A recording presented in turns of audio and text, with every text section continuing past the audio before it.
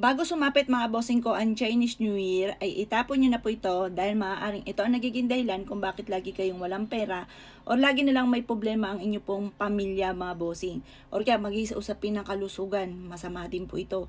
May na mga bossing ko, i-check nyo po yung mga ginagamit ninyo ng mga mangkok, mga mug, mga kapihan po ninyo. Kapag ito'y may lamat na, huwag ka namang hinayang, itapon nyo na po yan. Dahil malas na po ang dulot po niyan.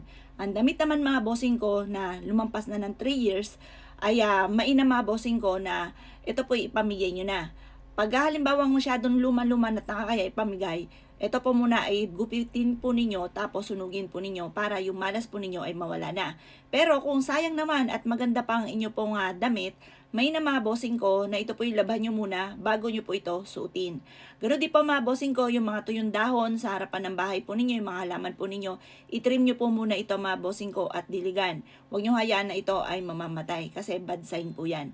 Yan po yung mga ilang bagay na dapat ay alam po ninyo upang sa ganon kayo po ay hindi minamalas. Gawin nyo na po ito ngayong bago sumapit ang Chinese New Year kasi may ibig sabihin po yan. Malaki po yung ibig sabihin po yan. O paano mga bossing? Good luck po sa inyo po lahat.